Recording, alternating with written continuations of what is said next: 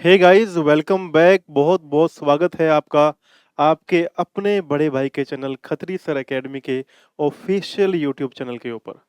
Now हम लोगों ने ऑलरेडी लर्न कर लिए हैं प्रीपोजिशन के। हम लोगों ने 3 तो क्यूएनए सेट कर लिए हैं और एक इतना प्यारा पीवाईक्यू सेशन बना हुआ है that if you go out and check that out you will find कि वो पिछले सालों के क्वेश्चन पेपर के ऊपर ही बेस्ड है और बहुत काम आपके आने वाला है। वहां से उठा हुआ हर एक क्वेश्चन आपके लिए मील का पत्थर साबित होने वाला है। Those who are preparing for SSC exams, those who are preparing for RPSC first grade, second grade, third grade, and also for school going students, that is going to be a foundation for everyone। ठीक है जी, आ जाओ भाई। अभी करना क्या है, अभी अपन preposition का एक नया सेशन लेकर के आए हैं और इसके अंदर आज जो प्रिपोजिशन के रहस्य आपके सामने खुलेंगे, ऐसे ऐसे क्वेश्चंस आपको देखने को मिलेंगे जो एग्जाम के बेस के ऊपर ही है। एग्जाम में जिस तरीके का मैटर आता है उसी के ऊपर प्रिपेयर किया हुआ ये सेशन है। तो अपन अब बढ़ेंगे प्रिपोजिशन के पार्ट नंबर 4 के ऊपर। तो अपनी कुर्सी की पेट बांध लीजिए। सभी को नमस्कार, स्वागत, वेलकम और राधे राधे गाइस। आगे बढ़ेंगे क्वेश्चन नंबर पहले के साथ। और एक ही रिक्वेस्ट आप सभी लोगों से, बिकॉज मैं ये बात बहुत कम बोलता हूँ, बहुत रेयरली बोलता हूँ, बट आई हैव रियलाइज्ड जितना आप लोग इस वीडियो को लाइक करेंगे उतना ही ये आगे अलग नए बच्चों तक पहुँचेगी, उतना ही और स्टूडेंट्स तक इसका आउटपुट हमारे सामने आने वाला है। तो आपका लाइक, आपका प्रेम प्यार इसके लिए बहुत ज़्यादा ज़रूरी है। चलो भाई, ये तो सभी को एक आइडिया ही होगा। जैसे यहाँ लिखा हुआ है प्रेपोजिशन, तो सभी को यहाँ से एक ही आइडिया लेना है। भाई कभी भी ये समझना प्रेपोजिशन होती क्या है। ये एक पोजीशन लिखा हुआ है, पोजीशन होता है स्थान या जगह। तो आपको ये समझना है कि किसी भी वर्ड के पहले की जो जगह है उसके पहले क्या आना चाहिए। लेट्स से एग्जाम्पल के लिए कोई लाइन लिखी हुई है, उस लाइन में पर्टिकुलर जो फिलअप दिया हुआ है उस वर्ड से पहले कौन सा वर्ड आना चाहिए, उसे ही हम लोग बोलते हैं प्रेपोजिशंस। आ जाओ भाई, एग्जाम्पल के लिए यही समझ लो, इसी क्वेश्चन से समझ लो। और बहुत भयंकर क्वेश्चन है ये। एक बात बता दे रहा हूं मैं, आज के जो क्वेश्चंस है ना वो अटर क्लैरिटी के क्वेश्चंस हैं। आपके सारे के सारे डाउट्स यहां से आज निकलने वाले हैं। देखो क्या लिखा हुआ है, he sat dash the shade of a tree. बोल रहा है भाई ट्री की शेड थी, वहां पर जाकर के वो बैठा। अब हमें क्या लगता है, हमें लगता है कि यहां पर आना चाहिए अंडर। अंडर का मतलब क्या होता है, उस जगह के नीचे। बट देखो क्वेश्चन दोबारा पढ़ो, क्वेश्चन पे थोड़ा दिमाग लगाओ। ही सेट डैश द शेड। अब ये ट्री के नीचे नहीं बैठा, ये बैठा कहां पे, वो जो शेड बनी हुई है। क्या बनी हुई है, शेड बनी हुई है। यानी लेट्स से ये यहाँ पर, ये पूरा का पूरा मैंने आपको बना दिया एक प्रकार से, ये पेड़ बना हुआ है। अब ये पेड़ के नीचे यहाँ पर नहीं बैठा है, ये शेड कहीं भी बन सकती है। शेड यानी कि छाया, ये छाया यहाँ पर कहीं भी बन सकती है। ये इस छाया के नीचे बैठा है, यानी ये जो एरिया कवर किया हुआ है उसके नीचे बैठा है, उसके अंदर बैठा है। तो क्या आएगा, he sat in the shade of a tree. यहाँ पर इन बिल्कुल सही रहेगा, अंडर से बचना है। एट तो वैसे भी नहीं आएगा। एट कहाँ पर आता है, हम लोगों ने कई बार डिस्कस कर लिया भाई सब। एट आता है अपने पास में लोकेशन के लिए। कोई लोकेशन है, कोई जगह है, उसके लिए पर्टिकुलरली अपने पास में एट आता है। अदरवाइज अपने पास में क्या पर क्या आएगा, सीधा ट्री की बात होती, सीधा पेड़ की बात होती तो अपन अंडर को एक्सेप्ट करते है ना। लेकिन यहाँ पर सीधा पेड़ की बात तो नहीं है देवियों और सज्जनों। यहाँ पर बात क्या हो रही है, यहाँ पर बात अलग तरीके से हो रही है। एक एनक्लोज्ड एरिया है जिसके अंदर वो बैठ करके रेस्ट कर रहा है। तो यहाँ पर क्या आएगा, इन आएगा। ऑन के चांसेस नहीं है, ऑन होता है किसी चीज के ऊपर, जैसे सतह के ऊपर। हमने कई बार बात कर ली, जैसे ये एक क्या बोलते हैं इसको अपने, कुल्हड़। कुल्हड़ वाली चाय है ना, आप लोग पीते हो कुल्हड़ वाली चाय भाई साहब। लड़के जो घर से पढ़ने के लिए बाहर आते हैं, वो मैंने कई बार नोट कर लिया भाई साहब, वो लड़के बाहर आते हैं और बाहर आके यहाँ पर आके सिगरेट पीते हैं। और अच्छा बात पता है कैसे बोलेंगे? बोलेंगे कि सर चाय और सुट्टा पीने से ना हमारा कंसंट्रेशन बढ़ता है। अरे चाय और सिगरेट पीने से किसका कंसंट्रेशन बढ़ा है भाई साहब आज तक? किसी का कंसंट्रेशन नहीं बढ़ रहा है। उस दुकान वाले का पैसा बढ़ रहा है और उस इंस्टीट्यूट का भी भला हो रहा है जो तुम्हारे को वहाँ पर भेज रहा है। क्योंकि वो तुम्हें उसमें इन्वॉल्व कर रहा है बैड हैबिट्स के अंदर। इंडल्ग हो रहे हो आप, हैं? शामिल हो रहे हो आप बैड हैबिट्स के अंदर।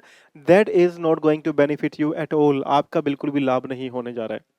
अच्छा मैं आपको ये बता रहा था जैसे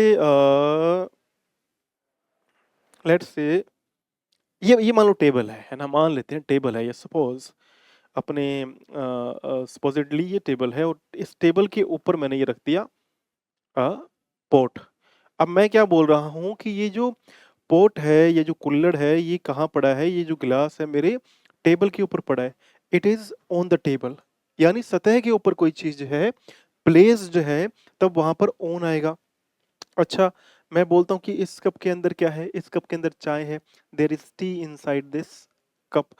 इन अंदर है ना, इन मे के सेंस में आता है। लेकिन यहां जो था ना एग्जाम्पल, ये खतरनाक था, कंफ्यूज करेगा भाई साहब, पहले बता रहा हूं। एक नंबर के लिए ये आपको कंफ्यूज करेगा।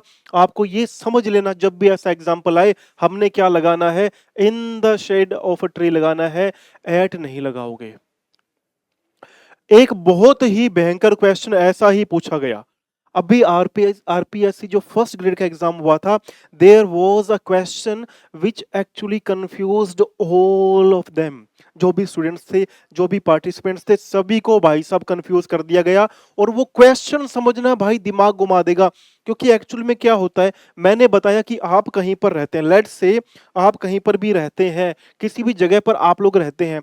अब मैंने आपको बोला कि आप इस एरिया के अंदर, ये जो पर्टिकुलर मैंने जगह आपको बोली है, मैं बोलता हूं कि इस लोकेशन पर आप लोग रहते हैं। जब आप लोग इस लोकेशन पर रहते हैं वहां पर एट लगाते हैं, है ना? या फिर मान लो कोई लोकेशन की मैं बात कर रहा हूं, जैसे वह कहां खड़ा है, मैं बोलता हूं वो लाइब्रेरी के गेट पर खड़ा है, तो मैं क्या बोलूंगा? At the gate of library. At the gate of the library.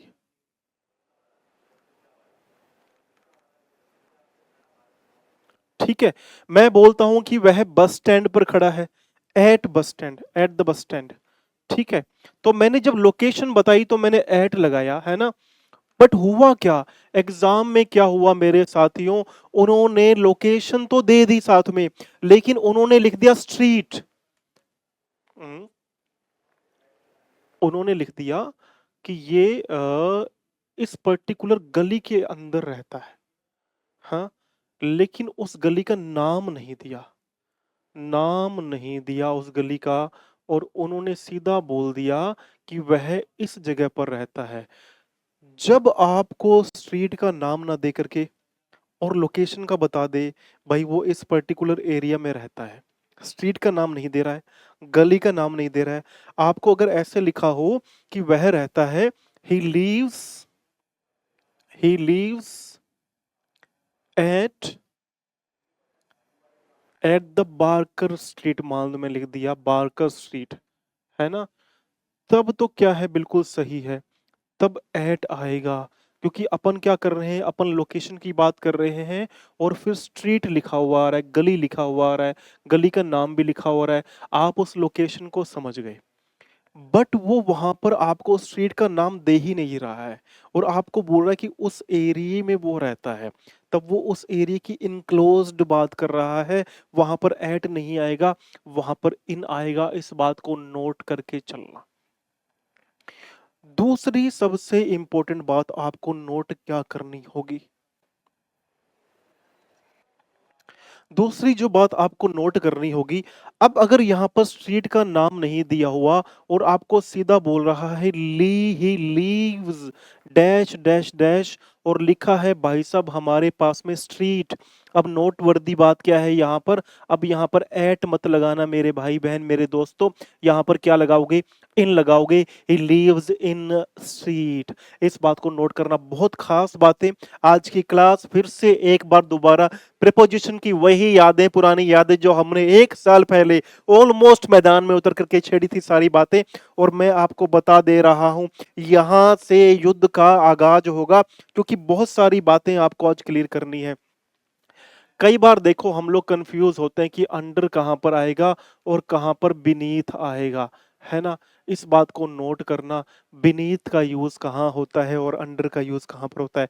Under और beneath they both carry a similar meaning, दोनों एक सिमिलर मीनिंग लेकर के चलते हैं। हाउएवर, हालांकि हमें यह समझना होगा जब पोइटिक सेंस की बात आती है, जब पोइट्री की बात आती है, वहां पर हमें नोट करना है कि हम लोग बीनीथ का यूजेस करेंगे, और जब यहाँ पे जनरल सेंस की बात आती है तब वहां पे अंडर हम लोग यूज करते हैं नीचे के सेंस के लिए। एग्जाम्पल की अगर मैं बात करता हूं, लेट्स से मैं बोलता हूं कि दो जो जूते हैं, the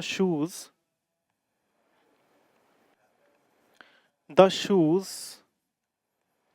are under the bed. अब मैंने क्या बोल रहा हूं, मैं बोल रहा हूं जूते जो हैं वो बेड के अंडर हैं, यानी बेड के नीचे पड़े हैं, कहीं पर एक कवर किए हुए हैं लेकिन बेड के नीचे पड़े हैं। The shoes are under the bed.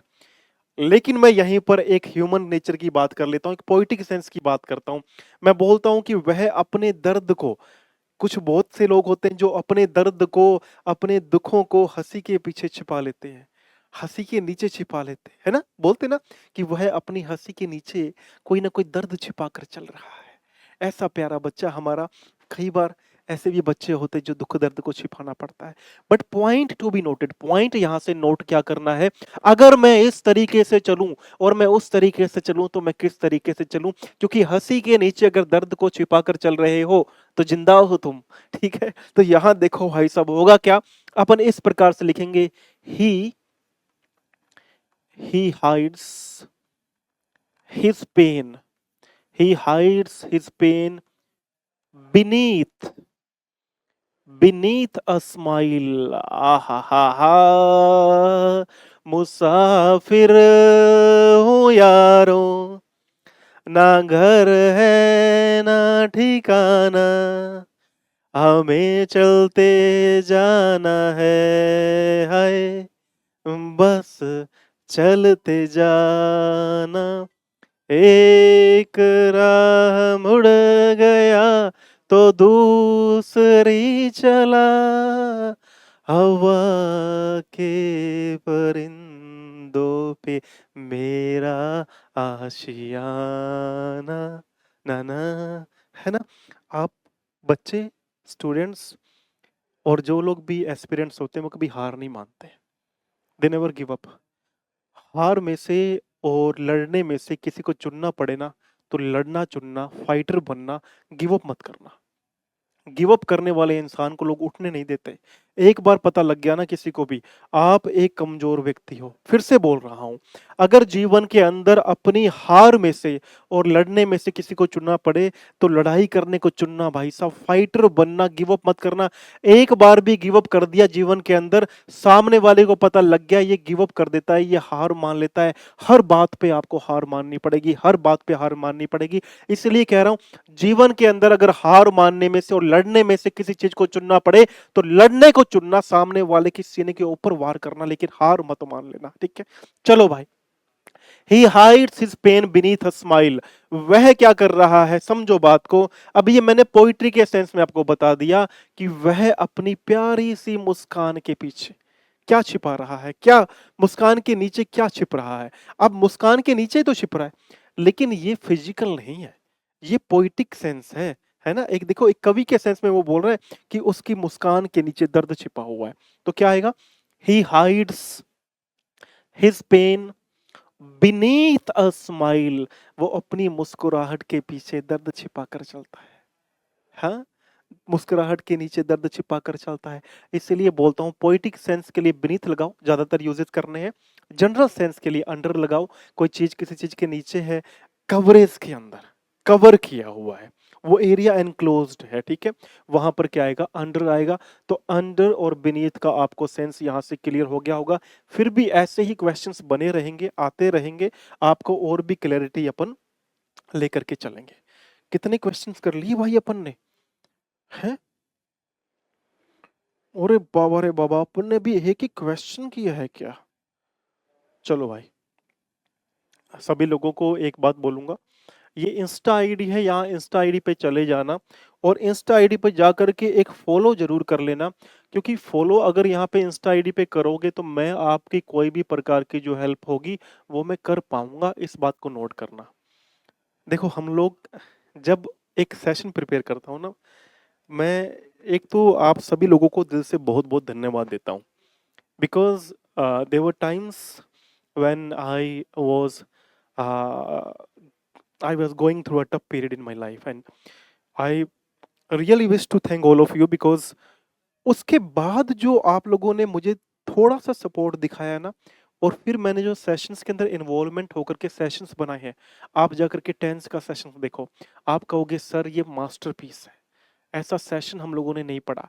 मैंने वो वैसे नहीं बना सेशन, वो बना आप लोगों की वजह से, because you guys were there, because you guys tolerated. वो सेशंस आपने टॉलरेट किए जिसमें मैं एक्सपेरिमेंट कर रहा था, I was going through the worst period of my life, but you guys were there. उस वजह से वो सेशंस बन पाए। आप टेंस का सेशन जाकर के देखो, आप कंडीशनल सेशंस जाके देखो, कंडीशनल सेंटेंसेस का सेशन जाके देखो, आप टेंस का सेशन जाकर के देखो, आप जाकर के देखो ट्रांसफॉर्मेशन का सेशन जाकर के देखो, आप एक एक सेशन उठा करके देखोगे ना इन दिनों वाले, आप कहोगे सर ये गोल्डन सेशंस है। और ये गोल्डन सेशंस ऐसे नहीं बने, ये गोल्डन सेशंस बने हैं because of you, because you guys were there, that's why we were able to make such wonderful sessions. इतने बढ़िया सेशंस हम लोग बना पाए, खुद ही तारीफ करती है, क्या बात है। बट टू बी ऑनेस्ट, वो जो सेशंस बनाए हैं, ये तो क्विज है, Q&A है, और बहुत आपको मैं फास्ट फॉरवर्ड स्पीड पे समझा रहा हूँ, क्योंकि बिकॉज टाइम लिमिटेड होता है क्लास का। और जब मैं एक ग्रामर टॉपिक लेता हूँ तो वो ग्रामर टॉपिक मेरा कम से कम भी, जो आप प्रोनाउन जाके देखोगे, आप वर्ब जाके चेक करोगे, वर्ब का टॉपिक मैं हाफ एन आवर में बना सकता था, इट वाज पॉसिबल, सभी ने बनाया हुआ है, बट आई आई इंटेंशनली मैंने उसे बनाया है, उसको 2-3 घंटे का मैंने सेशंस को क्रिएट किया है, just because I wanted to give something something fantastic. मैं बहुत बढ़िया आपको कुछ देना चाहता था। तो दोस्तों आपने जाकर के वो सेशंस भी ज़रूर चेक करने हैं जिसके जो बने ही आपकी वजह से हैं, आप लोगों के प्यार समर्पण की वजह से वो सेशंस पॉसिबल हो पाए।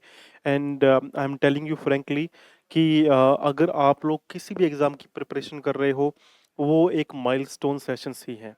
जैसे मैंने बोला, यहाँ तो फास्ट फॉरवर्ड करना पड़ता है, क्वेश्चंस होते हैं, फिर क्योंकि हर लेवल के क्वेश्चंस होते हैं, बट वो ग्रामर के टॉपिक आप लोग जाकर देखो, प्रोनाउन देखो, नाउन देखो, वर्ब देखो, टेंस देखो, कंडीशनल सेंटेंसेस देखो, सब सेशंस आप कहोगे sir one of the best sessions है वी हैव एवर सीन, आप खुद ऐसा बोलोगे, ठीक है? चलो भाई, और वो बन भी आप लोगों की वजह से ही पाए हैं। मैं इसमें दो ही लोगों का मानता हूँ रोल है इसके अंदर। एक तो श्री जी का रोल है, अगर श्री राधे का आशीर्वाद ना हो तो इंसान कुछ भी ना कर पाए, और दूसरे आप लोग हैं जो इतना प्यार आप लोग देते हैं, करते हैं, उसकी वजह से हम लोग और भी मेहनत कर पाते हैं, मोटिवेट हो पाते हैं। तो उसी बेस के ऊपर आप लोग आते ही लाइक करना है, शेयर कर देना, आज शेयर करना, आप बोल देना मेरे मामा का लड़का है, मेरे चाचा का लड़का है। हालांकि पंगे होते हैं, मामा चाचा के लड़के को आप लगा दोगे तो वो पूछेगा भाई मामा का लड़का, तो नहीं नहीं नहीं, मामा के लड़के का तो कोई सिफारिश करता ही नहीं है, चाचा के लड़के की तो कोई सिफारिश करता ही नहीं है। चलो भाई आ जाओ, टाइम वेस्ट नहीं करते, टाइम वेस्ट नहीं करते, क्वेश्चंस बहुत है।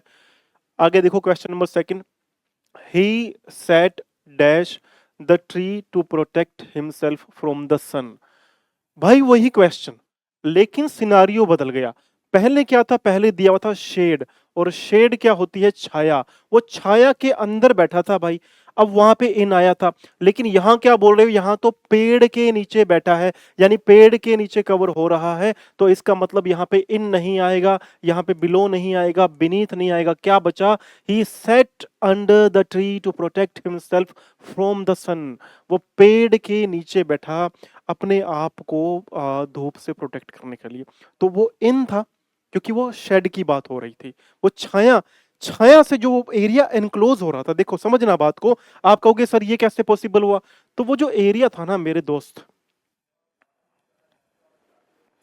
वो ये जो एरिया था ना, ये वाला जो पर्टिकुलर एरिया ये वाला था, ये वाला छाया की वजह से क्या हो रहा था, छाया की वजह से ये वाला एरिया एनक्लोज हो रहा था। तो उसके लिए एक प्रकार से वो ऑफिस ही बन गया था, इसलिए वो ऑफिस के अंदर बैठा है, मान लो तो क्या लगाओगे, इन लगाओगे। सिमिलरली उसी प्रकार से धावा बोलते हुए क्या लगाना है, यहां पर अंडर लगाओगे, यहां पर इन नहीं लगाओगे। बढ़ेंगे भाई क्वेश्चन नंबर थर्ड की ओर, और ये थर्ड नंबर क्वेश्चन हमारे बचपन की यादें ताजा कर देगा भाई। देखो क्या लिखा हुआ है, Hari killed the snake dash a stick. Hari ने स्नेक को एक स्टिक से मारा।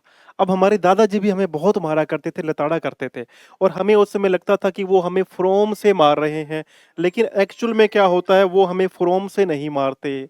क्योंकि जब भी किसी संसाधन का यूज करके, जब भी किसी इंस्ट्रूमेंट का यूज करके कोई कार्य किया जाता है, तो वहां पर ना तो फ्रोम आएगा, ना ही कहीं पर बाय आएगा, वहां पर आएगा तो क्या आएगा, विद आएगा।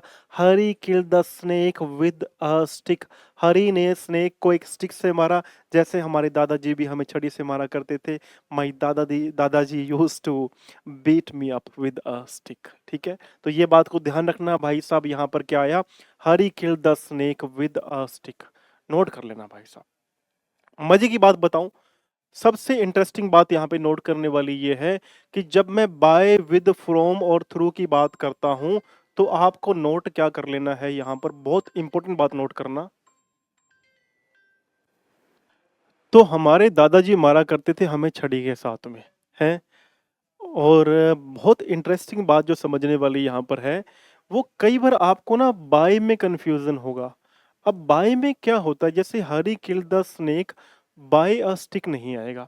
क्यों नहीं आएगा, यहाँ पर एक तो आप ये समझो कि ये जो सेंटेंस है वो पैसिव वॉइस का नहीं है, नंबर वन थिंग।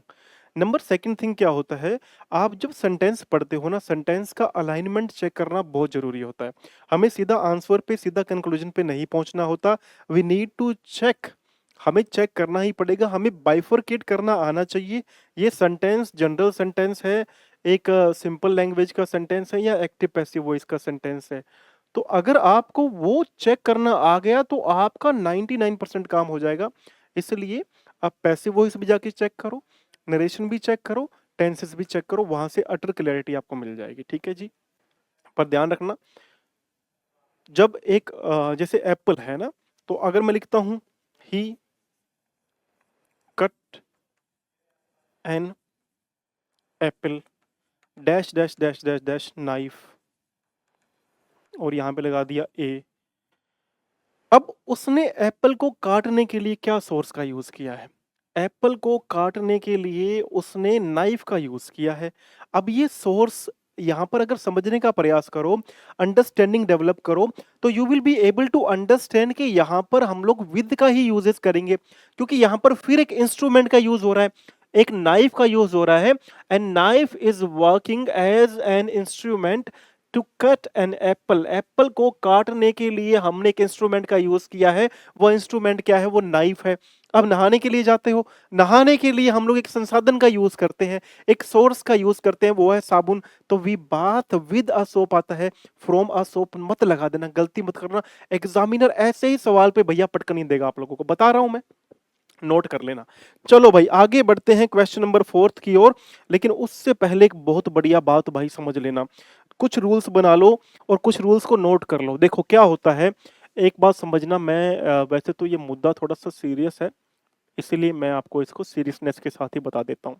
बिकॉज जब भी लाइफ में ऐसा कोई मोमेंट आएगा, एग्जाम तो है ही, बट जब रियल में ऐसा मोमेंट आता है तो बहुत पेनफुल होता है, इसलिए इसको अपन सीरियस तरीके से पढ़ो। अगर डेथ हो रही है किसी इंटरनल कारण से,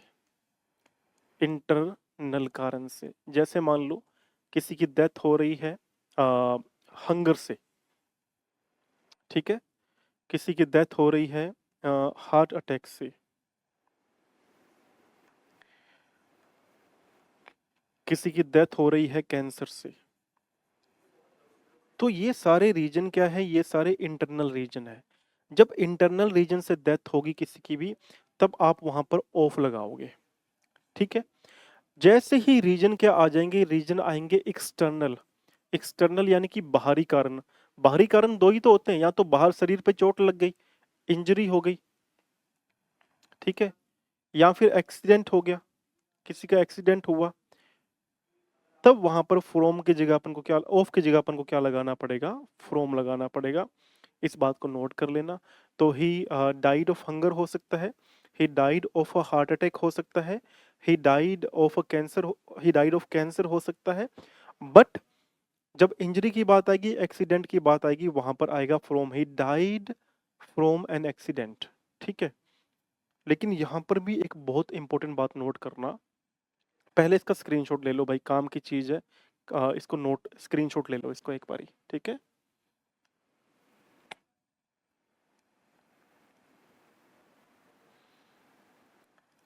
अब समझना क्या होता है, बहुत जरूरी बात समझना, बहुत इंपॉर्टेंट बात है। और वो इंपॉर्टेंट बात हमारे पास में क्या है मेरे साथियों, वो इंपॉर्टेंट बात हमारे पास में ये है कि यही वाला example, he died in an accident भी हो सकता है, और ही डाइड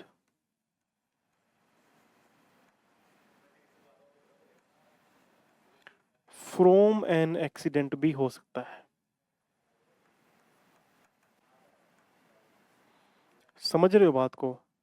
यानी ही डाइड फ्रॉम एन एक्सीडेंट भी हो सकता है, he died in an accident भी हो सकता है। बट यहां पर हमारे पास में ये ऐसे नहीं हो सकता।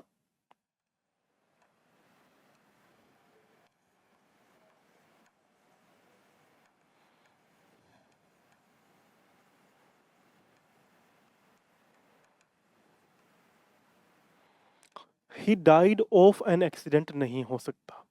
कारण समझना, एक नंबर वन कारण तो ये कि ये जो ऑफ एन एक्सीडेंट है, एक्सीडेंट क्या है, एक एक्सटर्नल मैटर है, बाहरी चीज से वो मरा है, अंदर न बीमारी से नहीं मरा, सडनली एक्सीडेंट वो मर गया। तो ये एक्सटर्नल चीज से मरा, इसलिए डाइड ऑफ आ रहा है। ये क्लियर है? He died in an accident कब, तो ये नहीं आएगा। मतलब वो क्या हुआ, वो मरा कैसे, वो मरा बाहरी चीज से। तो ऑफ वाला यहां से निकाल दो। ही डाइड फ्रॉम एन एक्सीडेंट, ये बिल्कुल सही है, वो बाहरी चीज से मरा है, इसलिए वहां पे डाइड फ्रॉम आएगा। और सबसे इंपॉर्टेंट बात अब इसमें, और ये भी सही है, he died in an accident और he died from an accident, दोनों ही सही है। But what we need to understand is a difference between both of this sentences. वो डिफरेंस क्या है? वो डिफरेंस मेरे साथियों ये है, जब मैं बोलता हूं he died in an accident, I want to say कि वो उसी मोमेंट पर मर गया। एक्सीडेंट हुआ, एक्सीडेंट के समय ही वो मर गया, तब वहां पर क्या आता है, he died in an accident आएगा। नोट वर्दी बात है, नोट कर लेना मेरे भाई बहन, बहुत इंपॉर्टेंट, बहुत खास और बहुत मौके वाली बात बता रहा हूं, एग्जाम में आ सकती है, कहीं पर भी गड़बड़ करवा सकती है हमसे। फिर देखो, यहां पर है he died from an accident. अब यहां पर क्या हुआ, ये जब व्यक्ति मरा ना, मौके पर एक्सीडेंट हुआ, लेकिन वहां वो सर्वाइवल था, एक्सीडेंट से वो बच गया था। फिर अस्पताल में एडमिट हुआ, और वहां वहां पर उसको it was he passed away, she passed away at that point of moment when doctors were um, taking care of that person। तब किसी का जाना, तो वहां पर क्या आता है, फिर आता है he died from an accident। ठीक है जी, चलो भाई, क्वेश्चन नंबर 4 पर आ जाओ। बहुत इंपॉर्टेंट, बहुत फिर से खास क्वेश्चन है। Don't walk dash the railway line. क्या बोल रहा है कि रेलवे की जो लाइन है उसके कहा मत चलो, वही तो भरना है, वही तो प्रेपोजिशन का मतलब हुआ कि हमें वही तो फिल करना है यहां पर। अब क्या लगाओगे, अमंग अमंग तो होता है कि जब आप बंटवारे की बात करते हो तो ये तो यहां से निकल गया। आउट होता है बाहर की ओर, तो ये भी निकल गया। डोंट वॉक, ऑफ तो आएगा ही नहीं, ऑफ से तो मतलब क्या हो गया, ऑफ का तो सेंस ही खत्म हो गया ना। ऑफ तो दो चीजों को जोड़ता, वहां पर दो नाउन होती तो जोड़ता। अब यहां पर क्या बचा, अक्रॉस बचा। Don't walk across the railway line, and that is a very important point, and that brings me to a very very important and significant matter here. होगा क्या, मान लो मैंने आपको बोला भाई डोंट वॉक, जो रेलवे लाइन है उसके कहा मत वॉक करो, अक्रॉस। अब क्या होता है, ये रेलवे लाइन है, ये रेलवे का ट्रैक है, ये रेलवे की पटरी है और इसी पे रेल चल के आएगी। तो कोई भी आपको ये नहीं बोलेगा कि रेलवे की लाइन के बीच में मत चलो। क्या बोलेगा कि उसके रेलवे की लाइन की जो आर पार जगह है ना, वहां मत चलो। तो आएगा क्या, अक्रॉस। अक्रॉस क्या हो गया, इसका मतलब हुआ कि इस जगह से उस जगह चल के मत जाओ। ये जो रेलवे का ट्रैक है ना, इस ट्रैक पे एक किनारे से दूसरे किनारे पे चल के मत जाओ, मत चलो, इसलिए वहां पर आता है अक्रॉस। ठीक है, मैंने एक बार पहले आपको बताया था इसी के अंदर ही, जैसे आप यहाँ इस पॉइंट से चल करके गए और इस पॉइंट पर चले। जैसे मैं यहाँ खड़ा हूँ, मैं मानता हूँ कि ये जो बोर्ड है मेरे सामने, ये रेलवे की पटरी है और इस रेलवे की पटरी के ऊपर मैं यूं करके चल रहा हूँ, इस रेलवे की पटरी पर चल रहा हूँ। And somebody will come and tell me कि बच्चे, मुझे तो बूढ़ा ही बोलेगा बच्चे तो बोलेगा नहीं, तो बोलेगा क्या, बूढ़े इस पटरी के ऊपर मत चलो, है। तो वो बोलेगा डोंट वॉक अक्रॉस, क्योंकि आपको बोल रहा है कि वहां इस पॉइंट से लेकर ये पॉइंट जो है ये डेंजरस पॉइंट है, यहां मत चलो। तो वो वॉक अक्रॉस होता है। ठीक है, क्लियर है भाई सभी को। अच्छा, एक मैंने आपको बताया था कॉरिडोर वाला, कॉरिडोर वाला मैंने आपको बताया था, जैसे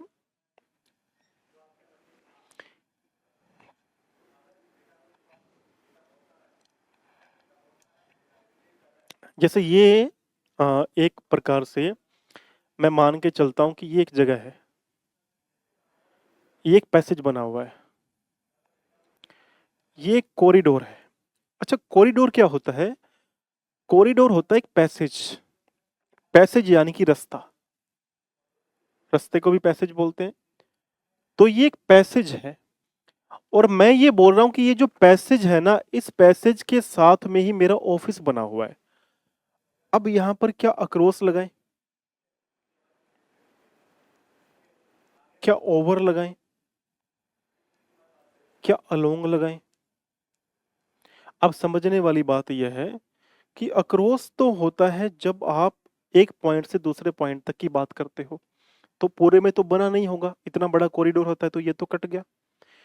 ओवर इसलिए नहीं होगा क्योंकि ओवर और अबव दोनों इस सेंस में काम नहीं करेंगे, बिकॉज कॉरिडोर जो होता है वो एक ओपन वे होता है जाने का। कॉरिडोर के ऊपर बनाने के लिए कोई जगह नहीं होती, तो कॉरिडोर एक ओपन वे होता है, तो ओवर और अबव का सेंस निकल गया। बचा क्या, इसका मतलब है के साथ साथ, ये जो कॉरिडोर है इसके आसपास साथ साथ मेरा कहीं ऑफिस बना हुआ है, इसलिए क्या आया था, अलोंग द कॉरिडोर। तभी आया था अलोंग द कॉरिडोर। ध्यान रखना, ध्यान रखना, अक्रॉस होता है कि ये मैंने वॉक अक्रॉस करा। अलोंग क्या होता है, अलोंग होता है भाई के साथ साथ। ठीक है, अलोंग का मतलब होता है के साथ साथ। तो ये जो कॉरिडोर है ना, इस कॉरिडोर के साथ साथ में मेरा ऑफिस बना हुआ है। My office is along the corridor, याद रखना। आगे बढ़ेंगे भाई।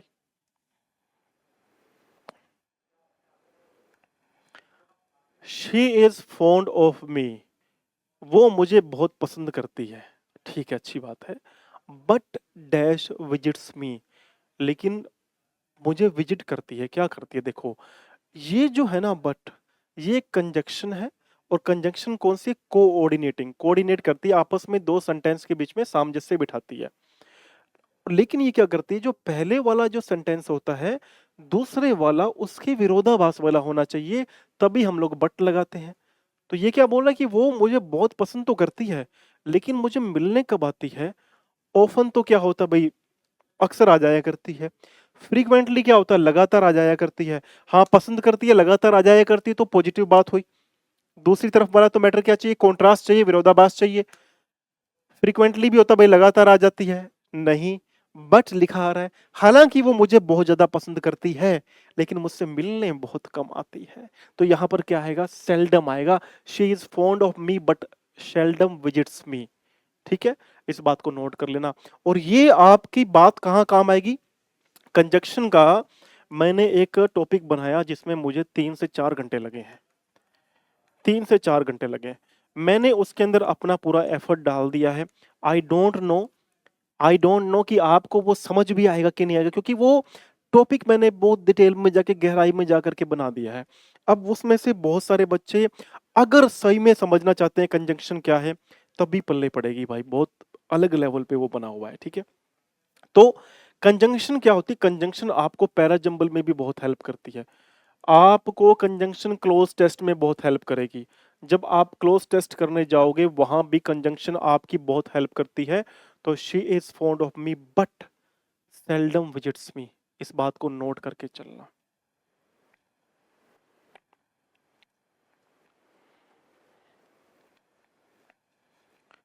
आ जाओ भाई, क्वेश्चन नंबर हमारा 6 आ गया और 6 नंबर क्वेश्चन हमारा बहुत ही प्यारा। He was finally cure of the habit of drinking. Cure क्या होता है, क्योर होता है उस चीज से उपचार हो जाना उसका। तो क्योर के साथ में एक प्रीपोजिशन फिक्स आएगी और वो आएगी अपने पास में from. He was finally cure of the habit of drinking. उसकी जो ड्रिंकिंग करने की हैबिट थी उसको फाइनली वहां से क्योर कर लिया गया, उसको फाइनली वहां से अब रिलीफ हो गया। क्या होता है, बहुत सारे जो होते हैं बच्चे, बच्चे तो नहीं, बहुत सारे जो बुजुर्ग लोग होते हैं मेरी तरह के, मैं तो बहुत शरीफ सा हूँ but I am really a very very शरीफ आदमी। I truly am, and telling you honestly that I'm a very Sharif Admi, and really feel bad that I'm a Sharif Admi. Nowadays, nobody requires a Sharif Admi. Everybody wants a goon Admi, a Gunda Admi, a dangerous man, a Don type personality. But I'm a very Sharif Admi.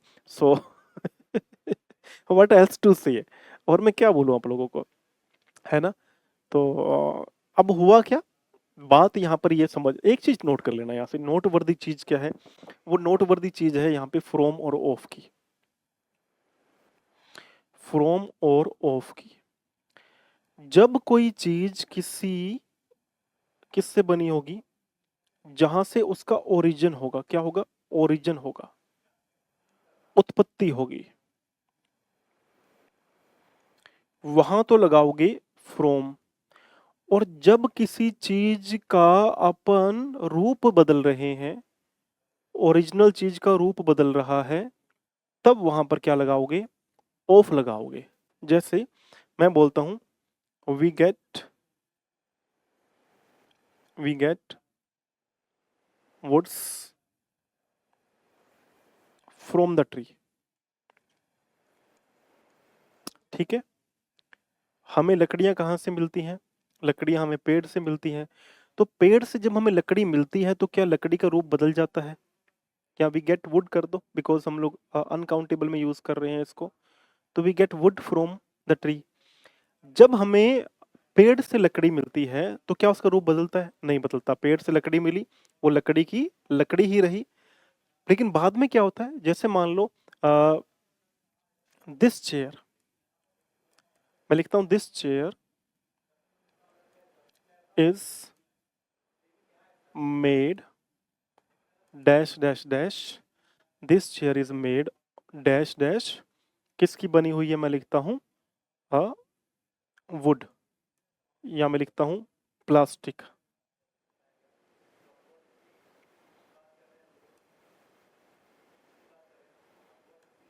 Would oblique क्या लिखा मैंने, plastic. अब क्या हो रहा है, देखो chair तो वही है, बन तो रही है, किससे बन रही है, लकड़ी से बन रही है। लेकिन लकड़ी से चेयर बनने के बाद में अपन ने उसके रूप में रूप बदल दिया उसका अपने ने, अब वो चेयर है। अब वो लकड़ी लकड़ी नहीं रही, पहले पेड़ से निकली, पेड़ से ओरिजिन हुआ, लकड़ी की लकड़ी थी, लेकिन अब इसका रूप बदल गया। तो this chair is made of would, this chair is made of plastic. ठीक है, इस प्रकार से नोट करने वाली बात थी, इसलिए बता दी आपको। हाँ जो भाई, सबसे इम्पोर्टेंट क्वेश्चन, आज का सबसे इम्पोर्टेंट क्वेश्चन है, बहुत ही खास क्वेश्चन है। अ जज should deal dash equal justice to all. जब भी अपन ऐसा सेंटेंस पढ़े तो आपको समझ आएगा, ये कभी भी अपन ऐसी बात करते हैं कि उस तरीके का व्यवहार होना चाहिए या उस तरीके का जस्टिस होना चाहिए। तो जज को क्या करना चाहिए, उसे सबके लिए एक समान रूप से जस्टिस करना चाहिए। वहां पर क्या आएगा, वहां पर डील आउट आएगा। तो यहां पर आएगा अ जज should deal out equal justice to all. जज को सभी के साथ में समान निर्णय का भाव रखना चाहिए। वहां पर इन नहीं आएगा, वहां पर विद नहीं आएगा, वहां पे इनटू नहीं आएगा। इस बात को नोट करना, ये एक फ्रेजल वर्ब भी बनती है, अ जज should deal out equal justice to all. ठीक है।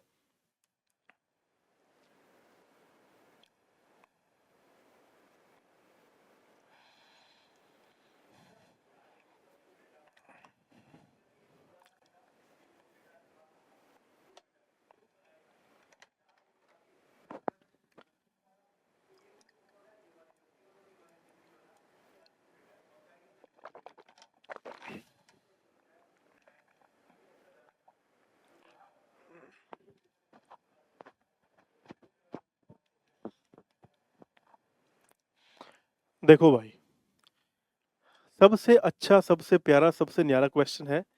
और सबसे खास बात पता है क्या इस क्वेश्चन की, ये हमारे सबके जीवन से रिलेट करता हुआ क्वेश्चन है, हमारे सबके जीवन से संबंध रखता हुआ क्वेश्चन है। I am doubtful dash her success. हर एक व्यक्ति, आप इंसान का जीवन के अंदर दूसरे के ऊपर डाउटफुल ही रहता है कि ये सफल होगा कि नहीं होगा। तो आई एम डाउटफुल ऑन नहीं आएगा, फोर नहीं आएगा, इन नहीं आएगा, आई am doubtful of her success आएगा। मुझे उसकी सफल होने के चांसेस पर संदेह है। I am doubtful of her success. Note कर लेना, ना तो ऑफ, ना तो ऑन, ना तो फोर, ना तो इन, क्या आएगा, of.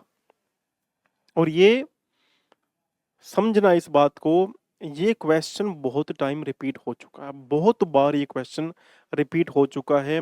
And that question has created chaos, chaos create कर दिया है। जब जब भी ये क्वेश्चन एग्जाम में आया है, it has made student worry.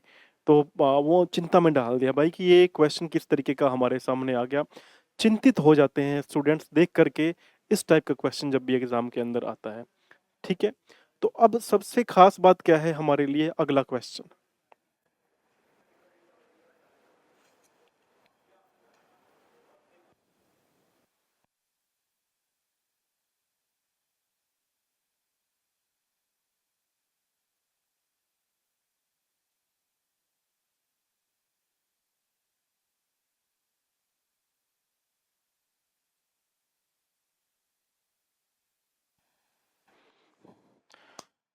तो भैया अब बढ़ेंगे अपने नेक्स्ट क्वेश्चन की ओर, और सबसे खास क्वेश्चंस चलते जा रहे हैं। आपने भी देखा होगा भाई, अभी तक अपना ये ना प्रेपोजिशन का, देखो भाई सिंपल सी बात है, प्रेपोजिशन का ये हमारा Q&A सेशन नंबर 4 है। प्रेपोजिशन का Q&A सेशन नंबर हमारा क्या है, 4 है। और सबसे पता है खास बात क्या है समझने वाली, इसके अंदर सबसे खास बात, इसके अंदर समझने वाली बात ये कि हम सारे के सारे ही PYQ प्रैक्टिस किए जा रहे हैं, जिससे आपको किसी भी प्रकार के लिए प्रिपोजिशन में एग्जाम के अंदर तो भैया मार नहीं खाओगे। दूसरी इंपॉर्टेंट बात, जितना ही आप इसको प्यार दोगे, क्या दोगे, जितना ही आप इसको प्यार दोगे, जितना ही आप इसको प्रेम दोगे, उतना ही मैं आपको लौटा दूंगा। ठीक है, यानी एक नया सेशन और लेकर के आएंगे। जितना आप इसको प्यार दोगे, जितना प्रेम दोगे, उतना ही आपके लिए एक नया सेशन और लेकर के आएंगे, जिससे आप बोलो कि सर मजा आ गया, आनंद आया है। क्वेश्चंस पढ़ के, ऐसे क्वेश्चंस में ही कंफ्यूजन होती है, उसी में आपको आनंद आ जाए तो और क्या चाहिए, है ना।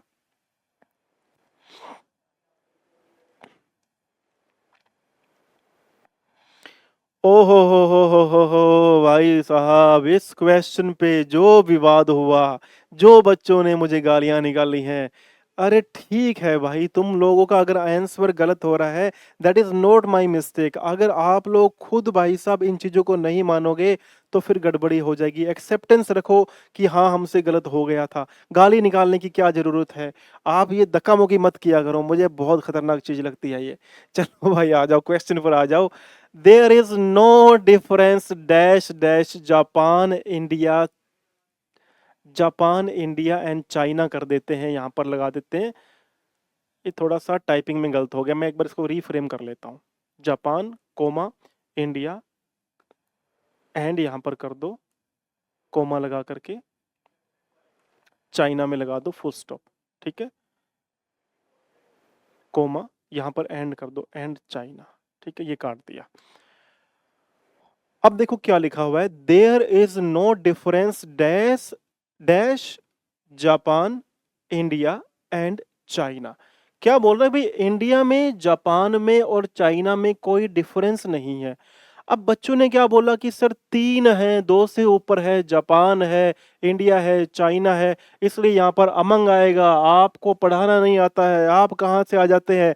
कहाँ से किसी बच्चे ने तो कमेंट किया है, कहाँ से आते हैं ये लोग, कौन है ये लोग? भाई गधा है तू, तू अगर ढंग से पढ़ लेता तो मुझे इतना माथा नहीं मारना पड़ता था। ध्यान से पढ़ो भाई। ये क्या होता है, जब भी रेसिप्रोकल रिलेशनशिप की बात आएगी, जब भी पारस्परिक संबंध की बात आएगी, जब भी ऐसी चीज की बात आएगी, जब आप ये बताना चाह रहे हो कि तीनों में पारस्परिक संबंध है, जैसे जापान इंडिया और चाइना किसी वे के अंदर सेम है, उनमें कोई डिफरेंस नहीं है, तो वहां पर बिटवीन आएगा, नोट कर लेना। और डिफरेंस वर्ड के साथ में बिटवीन ही आता है, इस बात को भी नोट कर लेना। कहीं पर डिफरेंस वर्ड आ रहा है ना, तो फिर चाहे वहां पर दो हो, चाहे पर चार हो, चाहे पर आठ हो, आपको वहां पर बिटवीन ही लगाना पड़ेगा। ठीक है, वैसे मैं बच्चों को बोलता नहीं हूँ ऐसे, है ना, ऐसे गधा वधा नहीं बोलता हूँ। मेरे को पता है कि हर एक बच्चा जो होता है बहुत प्यारा है मेरे लिए। बट क्या होता है ना, जैसे कुछ बच्चे तो कहते हैं सर गलत है, रोंग है, रोंग है, मैं ठीक है इग्नोर मार दिया भाई, रोंग आपने मान लिया, रोंग है तो बात खत्म हो गई। वो रोंग थोड़ी हो गया, मैं उसको इग्नोर कर देता हूँ, कोई दिक्कत नहीं है। फिर कोई बच्चा कमेंट करता है कि सर आप मतलब आपने गलत बताया, तो भी इग्नोर कर दिया। अब कोई आदमी आके ऐसा लिखे कि कौन है ये लोग, कहाँ से आते हैं ये लोग, इसको पढ़ाना नहीं आता है, तो भाई तू ही गधा है। पहले तो तू रिस्पेक्ट करनी सीख, और नहीं कर सकता तो दफा हो जा। हमें नहीं चाहिए ऐसे लोग जो पढ़ना चाहते नहीं है और फालतू की बातें करना चाहते हैं। ठीक है जी, तो ये नोट कर लेना, एग्जाम में आएगा। On a very serious matter, ये एग्जाम में आएगा आएगा। बहुत गंभीर मुद्दे की बात बता रहा हूँ कि ये एग्जाम में आएगा ही आएगा। ये बहुत बार एग्जाम में आता है। डिफरेंस वर्ड पे गांठ बांध लेना, जहां पे डिफरेंस वर्ड हो, जहां पर वर्ड कौन सा हो, डिफरेंस वर्ड हो। जहां पर भी डिफरेंस वर्ड हो, चाहे फिर दो से ज्यादा भी लोग हों, दो से प्लस भी लोग हों, वहां पर आपको बिटवीन ही लगाना पड़ेगा। इस बात को नोट कर लेना। इसीलिए इस क्वेश्चन में जापान भी है, इंडिया भी है, चाइना भी है, पर नोट करने वाली बात है कि there is no difference between आएगा, अमंग नहीं आएगा, नोट कर लेना। बाकी इनका तो कोई यूजेज ही नहीं है। एक खास बात इस क्वेश्चन की और है, एक बच्चे ने बहुत पहले बोला था कि सर जब ये एंड ही लग गया तो फिर कोमा की क्या जरूरत है? भाई एंड तो चाइना के लिए लगा ना, इंडिया के लिए कहाँ लगाया अपन ने एंड? तो इंडिया के साथ पोज तो लेंगे ना अपन, इसलिए पोज के लिए कोमा लगता है। इसी कारण से कि क्या है कि पंक्चुएशन का सेशन जो बना हुआ है, इसी वजह से पंक्चुएशन का सेशन पढ़ना भी बहुत इंपॉर्टेंट है। और पढ़ोगे तभी आगे बढ़ोगे भाई। जीवन की सत्य बात बता रहा हूं, आज का वेस्ट किया हुआ time, it will never come back. The time you are wasting today, it will never come back. The resources that you are wasting today, those will never come back. That means if you are having resources, if you have money, if you have time, multiply it, don't waste it. ये चीजें हाथ से निकल गई, दोबारा मुड़ के नहीं आएंगी। बहुत सारे महान महान लोग भी है ना, वो एक समय के आने के बाद में बहुत डिसोलेट फील करते हैं, रीजन बीइंग कि समय पर रिसोर्सेज का सही इस्तेमाल नहीं करते हैं। इसीलिए पहले इस्तेमाल करें फिर विश्वास करें। ठीक है, तो ये काम करने जरूरी है भाई। आ जाओ, आज का लास्ट क्वेश्चन।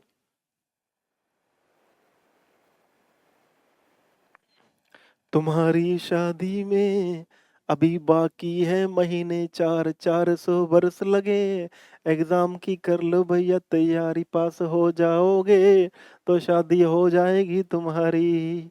आ जाओ। मैरिज पे तीसरा क्वेश्चन है, दे गॉट मैरिड डैश 17। वो 17 की उम्र में ही उनकी शादी हो गई थी। भले माँ-बाप थे जो टाइम से कर दी। तो यहाँ पर ना तो बाय आएगा, ना ही इन आएगा, ना ही ऑन आएगा। यहाँ पर क्या आएगा? दे गॉट मैरिड एट 17, यानी जब वो 17 साल की उम्र के थे तब उनकी शादी हो गई। दे गॉट मैरिड एट 17, 17 की बाली उम्र में ही दोनों की शादी कर दी। बहुत बढ़िया, बहुत ही अच्छा काम किया है। बहुत आनंद वाली बात है। बच्चों को छोटी उम्र में मैरिज कर दें तो बहुत अच्छी बात रहती है, फिर वो प्रोस्पेरिटी की ओर बढ़ते हैं। अब देखो, दुनिया में कितने सक्सेसफुल लोग हैं, दुनिया में ऐसे बहुत ज़्यादा सक्सेसफुल लोग हैं जो मैरिड हैं और सक्सेसफुल भी हैं। तो मैरिज कभी भी ऐसा नहीं कि सफलता के बीच में आती है। मैरिज क्या करती है, आपका जो ध्यान है ना, जो यूं इधर उधर जाता होता है, उसको यूं कान से बांध के सीधा ले जाती है, और फिर आपको सिर्फ और सिर्फ प्रयास दिखते हैं। आप मेहनत करते हैं, सफलता के लिए आगे बढ़ने का प्रयास करते हैं। इसलिए टू गेट मैरिड, जल्दी शादी कर लो, गेट वेल सून हो जाओ, है ना। तो इस प्रकार से अपने को बस बातें समझनी है कि ये प्रीपोजिशन का अपन ने Q&A सेशन क्या कर लिया है। प्रीपोजिशन का Q&A सेशन 4 हुआ, 10 क्वेश्चन हुए, और सही बताऊं तो अभी ऑलमोस्ट 10 क्वेश्चन करने में अपन को ऑलमोस्ट लग गए हैं 1 आवर। और ट्रूली बिलीव मी, मुझे ऐसा फील हो रहा है कि ये मैंने सारे के सारे क्वेश्चन 15 से 20 मिनट में ही करवा दिए हैं भाई। बट क्या हुआ है, 1 घंटा ऑलमोस्ट हमें हो गया है। इसी के लिए आप सभी छात्रों को बहुत-बहुत बधाई, क्योंकि मैं 10 क्वेश्चन तो यही सोच के लेकर के आता हूँ कि मैं 10 क्वेश्चन करा के चला जाऊँगा, बट मेरा मन नहीं मानता यार। मेरा मन मानता है कि इस 10 क्वेश्चन से रिलेट करती हुई जो भी बात है ना, वो भी आपको दे करके जाऊँ। जो भी इससे रिलेशन रखती है चीज़, वो भी आपको दे करके जाऊँ। जो मुद्दे की बातें हैं सारी की सारी आपको बता करके जाऊँ। इसीलिए I put my best foot forward. मैं प्रयास करता हूँ कि अपने जो कदम है, वो आगे जो रखूँ ना, वो बहुत ही मेहनत से रखूँ ताकि आपको हर एक चीज़ की क्लैरिटी मिले। और जहाँ पर सीरियस रहना होता है, वहाँ सीरियस रह के भी हम लोग चीज़ें समझते हैं। पर ये जो Q&A है ना, ये तो इसको तो आनंद से ही समझना चाहिए। इसके लिए बोर्डम नहीं चाहिए। Q&A आनंद से समझो। आगे जो भी Q&A मिलेंगे आपको, इसी प्रकार के Q&A मिलने वाले हैं। इसलिए अपनी कुर्सी की पेटी बाँध लीजिए और मिलेंगे अगले सेशन के अंदर। तब तक सभी मेरे भाई-बहनों को, मेरे छोटे भाई-बहनों को, मेरे प्यारे भाई-बहनों को जय श्री राधे, राधे, राधे, राधे। जय श्री राधे।